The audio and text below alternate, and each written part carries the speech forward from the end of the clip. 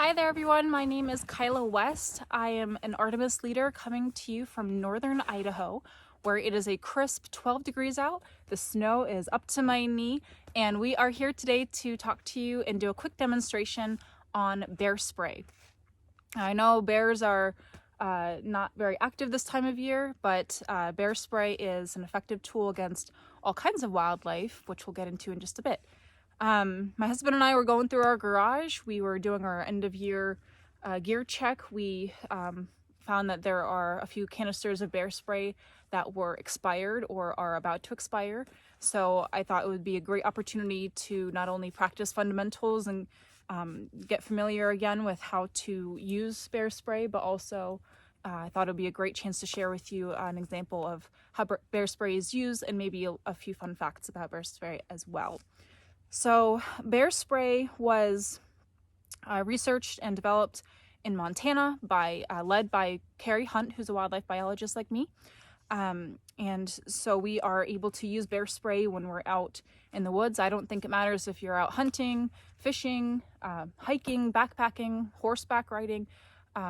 If you're out in the woods and you're on a shared landscape with other wildlife, I highly recommend carrying bear spray. The way that bear spray works is the main ingredients is capsaicin and other capsaicinoids, and it affects the mucous membrane. So you create this chemical cloud of capsaicin and capsaicinoids, and an animal will essentially run into it, and it affects the eyes, the nose, the mouth. Basically, if it has a mucous membrane, it will be affecting the target, and that could be any animal. Not just bears. It might be called bear spray, but it will be just as effective. Again, if it has a mucous membrane, bottom line, it will be effective. So that could mean moose, it could mean cougars, it could mean wolves, it could mean mountain goats, and bears, of course. So multi-purpose tool for multiple species if you have the rare instance of a negative human-wildlife encounter that requires the use of this tool. As you can see, it is cold. There's no wind, fortunately, but it is really chilly. There's snow on the ground. Some folks are skeptical about whether or not this works. I think there have been some experiences where the use of this tool is not quite as effective in those conditions, but I still choose to carry this. It still works, and I would much prefer to have it on my person than not.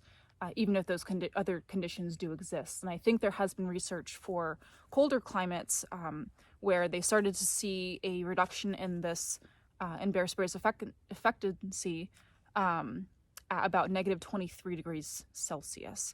So I would still carry this even if it's cold out, even if there's wind, I'd much rather use it. Even if the wind comes back a little bit, I'd much rather be slightly uncomfortable than not have this at all and potentially get really hurt.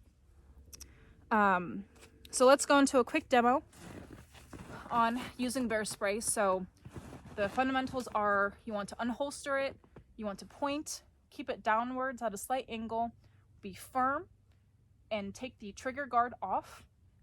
You can spray, you can move a little bit side to side, and you spray until the animal retreats.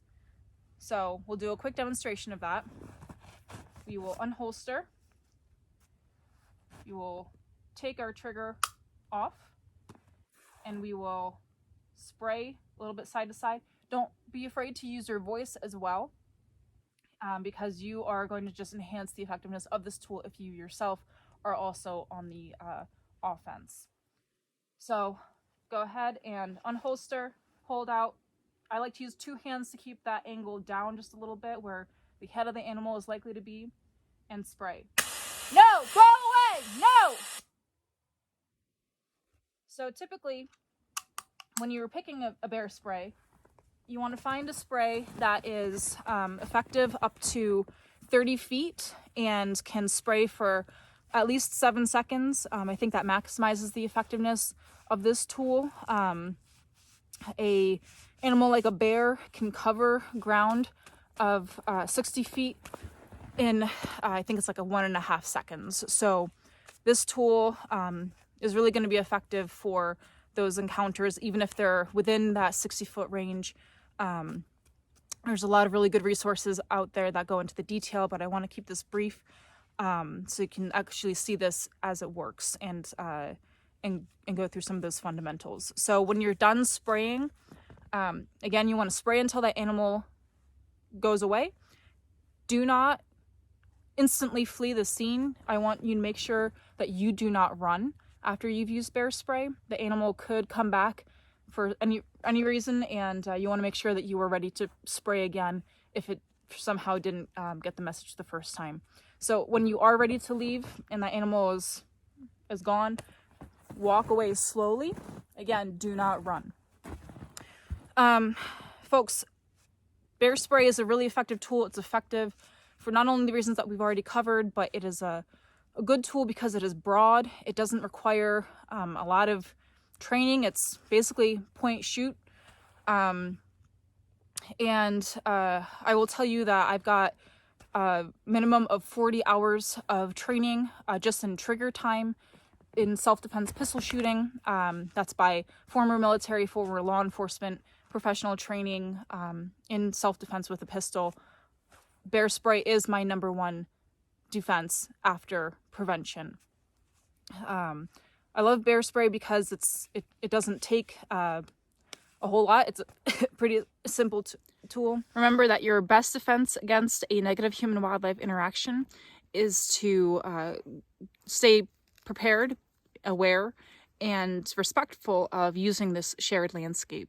And if you're looking for more resources on how to prevent or mitigate human-wildlife interactions or the rare instance of a wildlife encounter, check out your local Fish and Wildlife agency, and we will see you next time.